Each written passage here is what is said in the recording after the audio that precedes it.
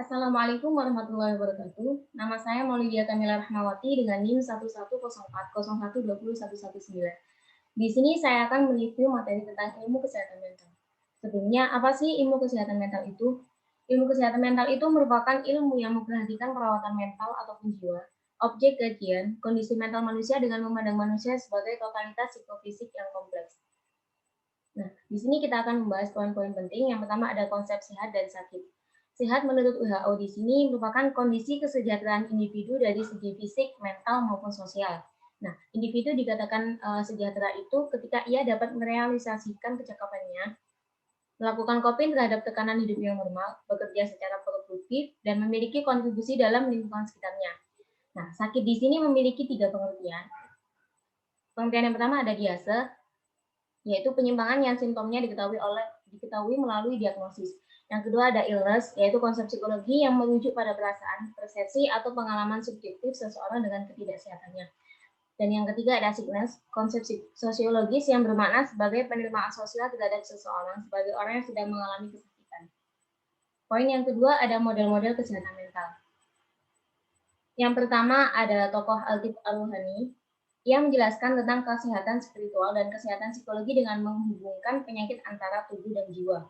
Yang kedua ada Ali bin Sahal Rabban Al-Tabari.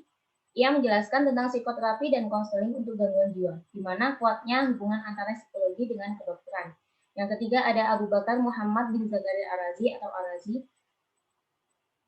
yang mendefinisikan simptom atau gejala dan perawatannya untuk menangani sakit mental dan masalah-masalah yang berhubungan dengan kesehatan mental. Poin yang ketiga ada konsep kesehatan mental, budaya barat dan budaya timur.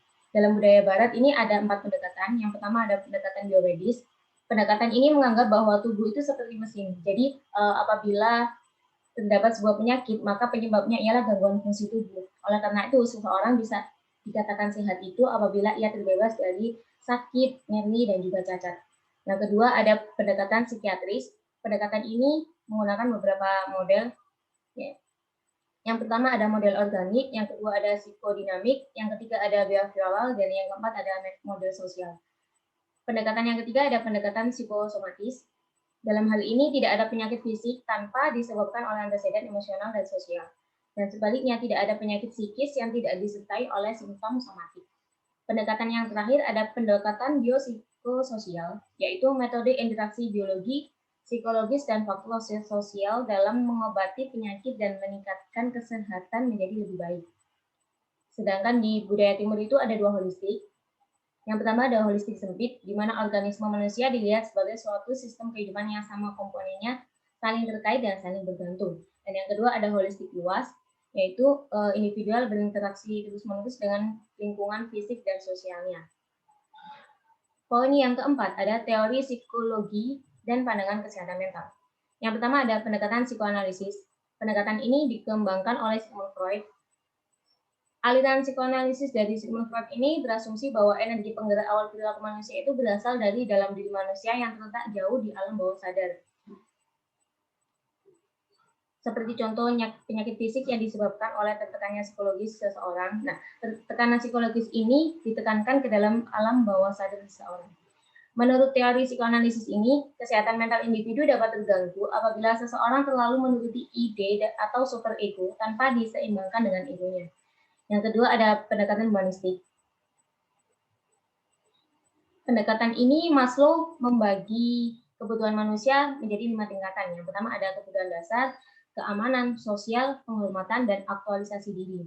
Nah, setiap manusia atau individu itu harus memenuhi kebutuhan dasarnya untuk memenuhi kebutuhan di atasnya. Menurut pendekatan ini, mental yang sehat dapat diperoleh seseorang sebagai hasil dari sikap dan perilaku yang sesuai dengan nilai-nilai dan pilihannya sendiri. Yang ketiga ada pendekatan perilaku atau behavioristik. Dalam hal ini memakai prinsip operant conditioning dari B.F. Skinner yang menjadi dasar dari teknik tingkah laku. Skinner berpendapat setiap suatu tindakan itu ada konsekuensinya, di mana penghargaan untuk tindakan yang benar dan hukuman untuk tindakan yang salah. Nah, menurut pendekatan ini, Perilaku yang mencerminkan mentalnya sehat itu apabila individu dapat mengaplikasikan pengalamannya dalam menghadapi masalah yang dihadapi dengan baik. Poin yang kelima ada penyesuaian dan pertumbuhan diri. Penyesuaian di sini merupakan perubahan dalam perilaku yang dilakukan untuk memuaskan kebutuhan-kebutuhan individu dan menghadapi tuntunan-tuntunannya dalam menghadapi tuntutan-tuntutannya. Penyesuaian diri ini terbagi atas 3 komponen dasar. Yang pertama ada diri sendiri, orang lain, dan juga perubahan. Nah, sedangkan pertumbuhan diri itu merupakan perubahan atau perkembangan dalam arah yang diharapkan dengan penuh pemahaman, kompeten, dan penuh perhatian terhadap sesama.